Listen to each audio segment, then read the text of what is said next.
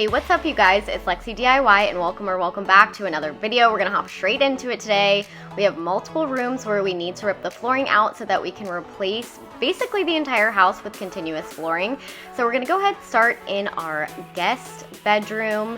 And I always vacuum the carpet before I take it up just to reduce dust. And now I'm taking off the tack strip and just getting under that carpet with a little flathead screwdriver to pull it up off of the carpet strips.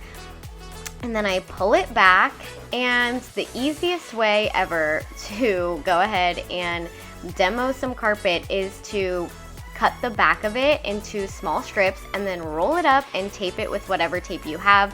I happen to use painter's tape this time, but last time I used some clear like packing tape. I've used duct tape. Honestly, just whatever you have on hand. This is going to make it a lot easier to go ahead and carry it, but also to dispose of it. So highly recommend doing it this way to make the project a lot more manageable. In this video, you're gonna see me pull up actually four different types of flooring. So just buckle up because it is very, very chaotic. But we just know that this green carpet had to go. It was the same carpet that's in my office, and I actually still haven't taken up the carpet in our primary bedroom, and I won't be doing that right now, even though the new flooring will be going in there, just because frankly we don't have enough space to like store all the furniture and stuff that were in all of these rooms to do the flooring in the entire house at one time. Once I pulled all the carpet up, then it was time to do the same exact method with the underpad. And I do have more in-depth videos on how to pull up carpet because I'm going a little bit quick here since we have 4 different floorings to touch on. And I will link them here if you guys didn't see me pull up the carpet in my office last week. Definitely go check that out. It will be linked in the cards on the screen. But yeah, then we had to take the carpet, staples, and strips up, and that's a mess. Moving on to the entryway, and I know this one is going to be controversial because yes, this is in fact solid hardwood floors. I pulled off the transition strip to the laminate flooring that goes throughout our living area, and I tried to get the first piece up. It was so difficult. I know that looked easy, but I sped this up a lot. I then took off the transition strip to the kitchen. Fun fact, there's in fact 2 layers of linoleum floor in the kitchen. We're not going to be tackling that today, but we will be in the future, so that should be fun. Then it was time to try to get out the rest. Now I was really struggling, and it was not going good. They were click and lock floors, but in parts they were also glued down, and there was nails. So it was like the most extremely secure floor on the planet. And I know a lot of people might not understand why we're choosing to do this instead of refinishing them. And I have a few different reasons. One being, you can see it in this shot very well, that there are multiple different colors of planks in this tiny little area, which absolutely drives me insane. And even if I sanded and restain them, I'm pretty sure that they're maybe even different cuts of wood. I'm not sure why it's like this, if that was like a design feature, but I cannot stand it. Also, we have 3 dogs, one of which who has special needs and has a lot of accidents. And so, to be honest, especially being in a lake house on top of that, having real hardwood floors in the entryway of all places just did not make sense for our family. And you know, the third one is because really I just wanted that continuous flooring look, and there was no way I was going to get it and it not look awkward in the house if I had all of the bedrooms in the LVP and then the living room in the LVP, but the part that connects them and the kitchen is this entryway. You can see there's 3 doorways there. So yeah, trust me, I have my reasons, but don't worry, we are salvaging a lot of this flooring, and I'm thinking about using it for an art project or maybe to make a small piece of furniture. So definitely let me know if you guys have any creative ideas for what I should do with it. Can we all just take a second in the comments to pump Dustin up and appreciate him, because you guys, I could not have done this project in this amount of time without him. We also took off the closet doors, and that was just so that we could access the flooring a little bit more easily. But like I said, Kristen is a lot stronger than me. And although I could have done this project all by myself, it would have taken me probably like 3 times as long, if not days, honestly. So we love him, we appreciate him. Thank goodness that he was able to more quickly get it up than I could.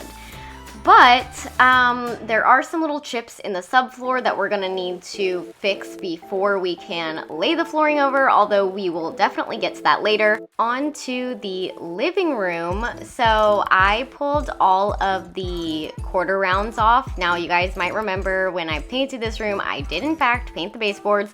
And so yeah, I did have to score it to get it off, and they all kind of snapped. I'm not too upset about this though, because I did not plan on reusing these quarter rounds.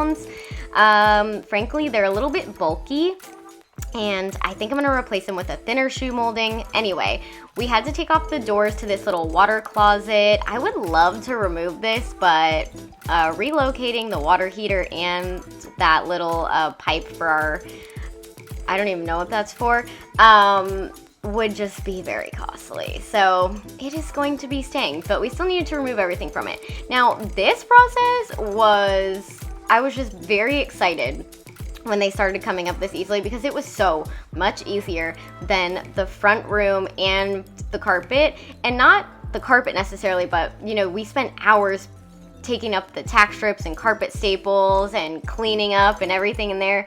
And this, like, we were getting the largest space in the house done probably not even in a quarter of the time that it took us to do, you know, the other rooms.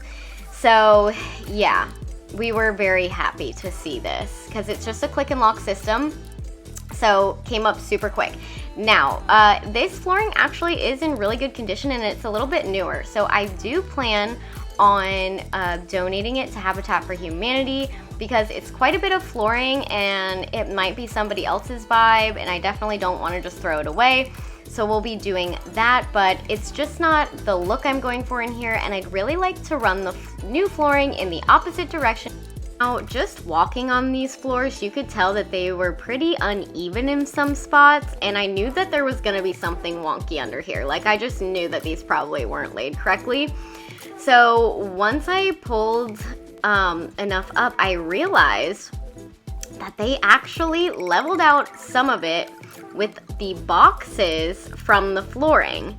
So that was quite interesting, but it was funny because when I found the boxes, I realized that the name of the flooring was Chesapeake Oak, and we used to live in Chesapeake. That's actually where we just moved from, and that's the, you know, place where the OG Hot Mess house is. So I just felt like that was a cool little sign. Anyway, on to the sunroom. Buckle up, my friends, because this is the definition of a hot mess. I pulled up the transition strip, which wasn't actually a transition strip. It was just 2 pieces of this flooring stuck together and put over the transition, and it was mortared down. Now, I should have realized at this point that maybe the rest of it might be, but I was just thinking, oh, it was the transition strip. That's why it's there, and we're trying to get it off. Honestly, we still have to get some off, but we were like, let's just move on. We gotta take up the floors. So then I pulled off the trim at the bottom of the doors, and I started to attempt to pull up the hardwood floors that were in the corner. Now, the ones against the wall were super easy. They weren't giving us trouble. And remember, when we removed the built-ins that were here, there was just like a big gap in them. But trying to get the rest of it, I realized, oh my gosh, this entire floor of this large space in our home, all of these engineered hardwood floors are mortared to the subfloor.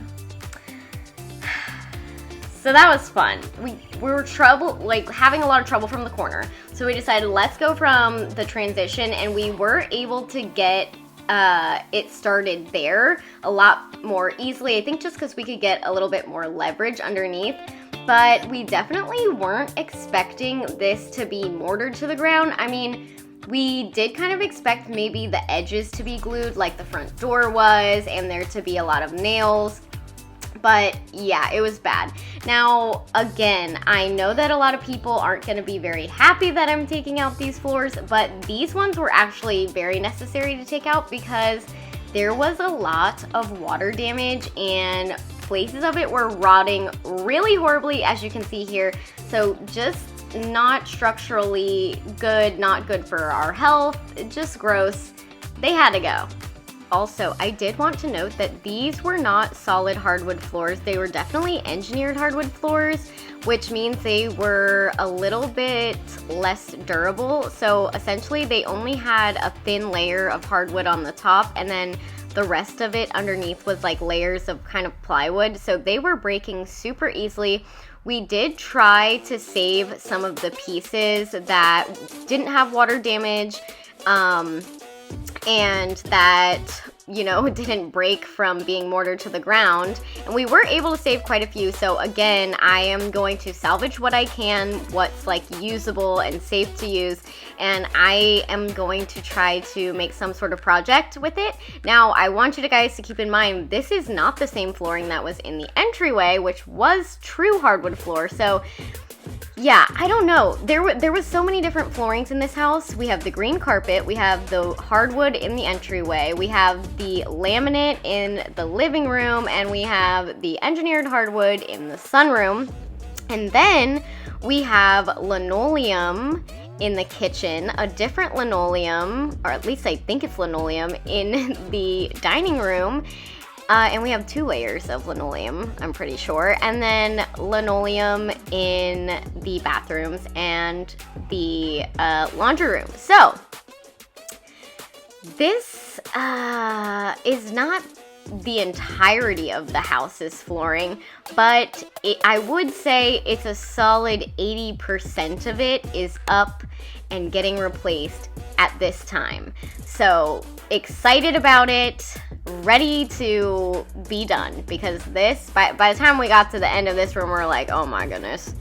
We did split the sunroom up into 2 days, so the next day I went back and I started to get up what I could, and I actually got the hang of it. It wasn't too bad, but Dustin was like, it's okay, I'll finish the floors, you start like getting everything else ready, because there's like a lot of cleanup involved in this. So while he finished the floors, I started to clean up. And this is kind of where we are going to leave off for today, but don't worry, we're going to be installing the floors tomorrow, and you guys will be seeing that video with them all done on Thursday. But if you don't want to wait till Thursday, make sure that you guys are following me on TikTok and on Amazon Live. I'll leave both of those linked down below, because I'm actually going to be going live on both of those places to install some of the floors tomorrow. So make sure to come hang out with us.